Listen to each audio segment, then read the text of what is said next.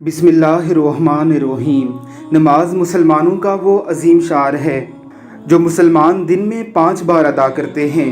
कुरान करीम के हर दूसरे सफ़े पर इस शार की इज़्ज़त और अज़मत को ज़ाहिर करने के लिए अकीमुस्सलात व आतुज़ ज़कात का हुक्म दिया गया। इस्लामी शार की तौहीन करना अरबों मुसलमानों की दिल आज़ारी करना है। ज़रा देखिए इन बदबख्तों को, ये नमाज की तौहीन करके न जाने कौन सा फ़न कर रहे हैं। एक बदबख्त इमाम की जगह खड़ा है और उछल उछल कर ओल फोल बक रहा है और उछल उछल कर सजदे कर रहा है, और दूसरे उसकी इक्तदा में यही काम कर रहे हैं। रसूलुल्लाह सल्लल्लाहु अलैहि वसल्लम का फरमान है, हम में और इन काफरों में फ़र्क करने वाली चीज़ नमाज ही है, बस जिसने इसको तर्क किया उसने कुफर किया।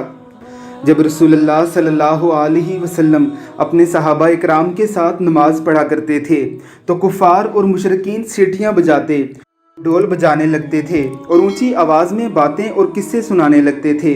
अल्लाह रब्बुल इज़्ज़त ने कुरान करीम में उन्हें सख्त वईद सुनाई है। ये बदबख्त भी उसी वईद के मुस्तहिक हैं। हमारी इस वीडियो को ज़्यादा से ज़्यादा शेयर कीजिए। हमारा हुकूमत वक्त से मुतालबा है कि इन लोगों को फिलफोर गिरफ़्तार करके इन्हें शरई सज़ा दी जाए, ताकि आइंदा कोई इस्लामी शार की तौहीन करने से पहले सोचे। अल्लाह रब्बुल इज़्ज़त हमें अपने हुकूक के तहफ़्फ़ुज़ के लिए मिलकर काम करने की तौफ़ीक़ अता फ़रमाए।